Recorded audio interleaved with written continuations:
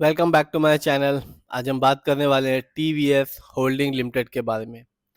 Latest information ये निकल के आई है कि कंपनी अपने शेयर होल्डर्स को डिविडेंड देने वाली है हर एक शेयर के बदले में 93 रुपीज़ का। और रिकॉर्ड डेट तय की गई है कंपनी के द्वारा 28 मार्च 2025 को।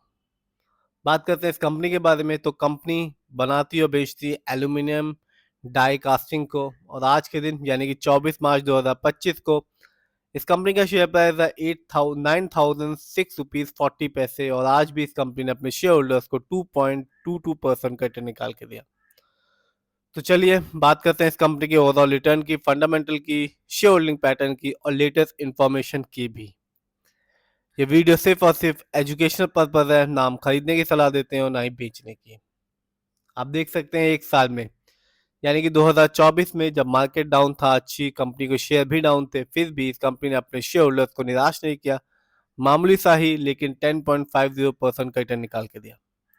बात की जाए 3 साल की यानी कि लॉन्ग टर्म की, तो कंपनी ने बताया कि पेशेंस और लॉन्ग टर्म में एक अच्छा खासा रिटर्न देखने को मिलता है। जैसा कि इस कंपनी ने अपने शेयर होल्डर्स को 64.16% का रिटर्न निकाल के दिया। यानी कि 3 साल पहले इस कंपनी का शेयर प्राइस था 5,440 रुपीज़, जो आज के दिन है 9,035 रुपीज़ का। बात करते हैं इस कंपनी के कुछ इवेंट्स के बारे में जो पिछले साल हुए। पिछले साल भी इस कंपनी ने अपने शेयर होल्डर्स को निराश नहीं किया था और डिविडेंड के तौर पे 2 अप्रैल 2024 को इस कंपनी ने अपने शेयर होल्डर्स को 94% का रिटर्न निकाल के दिया। जैसा कि इस साल इस कंपनी ने अभी अनाउंस किया है 93% का डिविडेंड देने वाली है कंपनी अपने शेयर होल्डर्स को 28 मार्च 2025 को। वैसे ही पिछले साल भी इस कंपनी ने अपने शेयर होल्डर्स को डिविडेंड दिया था 94 रुपीज़ का। तो जिस भी शेयर होल्डर्स के पास इस कंपनी की एक अच्छी खासी क्वांटिटी ऑफ शेयर्स होगी, वो डिविडेंड से ही हर साल अमीर बन रहा होगा। आगे बात करते हैं इस कंपनी के फंडामेंटल्स की, तो आप देख सकते हैं मार्केट कैप 17,826 करोड़ है। अच्छा खासा मार्केट कैप है। जबकि इस कंपनी का पीबी रेशियो है 5.39। शेयर मार्केट में एक अच्छा पीबी रेशियो कहलाता है 3 और लेस देन 3। इस कंपनी का इंडस्ट्री पी है 18.64। शेयर मार्केट में एक अच्छा इंडस्ट्री पी कहलाता है 20 और 25 के बीच का। डेप्ट टू इक्विटी यानी कि लोन कर्ज का प्रतिशत है 08.24। कह सकते हैं इस कंपनी पर थोड़ा बहुत लोन कर्ज भी है। बात की जाए इस कंपनी के आरओई की यानी कि रिटर्न ऑन इक्विटी, तो कंपनी का आरओई है 28.76। शेयर मार्केट में एक अच्छा आरओई कहलाता है 15 और 20% के बीच का। जब भी किसी कंपनी का आरओई हाई होता है और पॉजिटिव होता है तो ये बताता है कंपनी हमारे पैसे को सही जगह ढंग से इस्तेमाल कर रही है, जिससे रिटर्न पाने की संभावना हमेशा बनी रहती है। और जब भी किसी कंपनी का आरओई कम होता है या नेगेटिव होता है तो ये बताता है कि हम कंपनी हमारे पैसे को सही जगह इस्तेमाल नहीं कर रही, जिससे रिटर्न पाने की संभावना भी कम हो जाती है। इस कंपनी का बुक वैल्यू है 1635.62 और कंपनी का फेस वैल्यू है 5।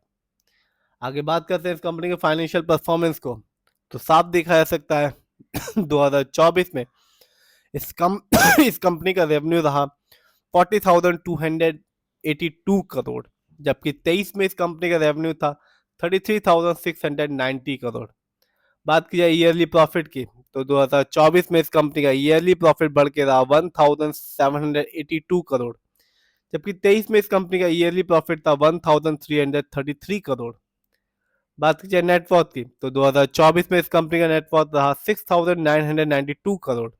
जबकि 23 में इस कंपनी का नेटवर्थ था 6045 करोड़।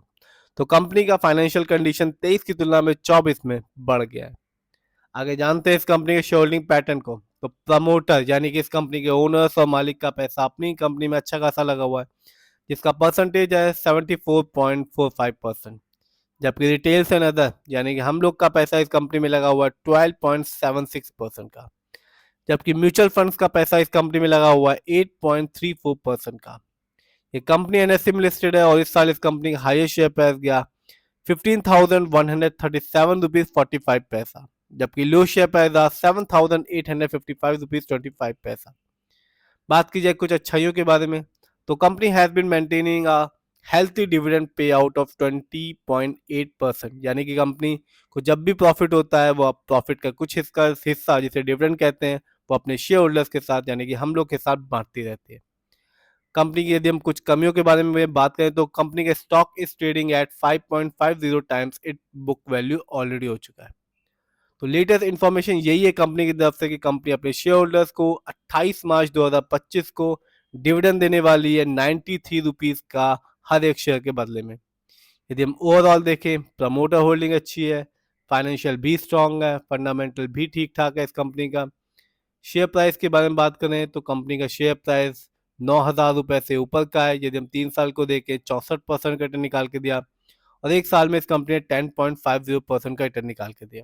सिर्फ इतना ही नहीं, इस कंपनी ने 10.50% का रिटर्न तो निकाल के दिया ही था, पिछले साल भी इस कंपनी ने अपने शेयर होल्डर्स को 94 रुपीज का डिविडेंड दिया था, और इस साल भी अभी मार्च के महीने में ये कंपनी अपने शेयर होल्डर्स को डिविडेंड देने वाली है 93 रुपीज का। फिर भी जिस भी कंपनी के शेयर को खरीदें, खुद रिसर्च करें, एनालाइज करें, अपने फाइनेंशियल एडवाइजर की राय लें, फिर ही अपने पैसे को शेयर मार्केट में लगाएं।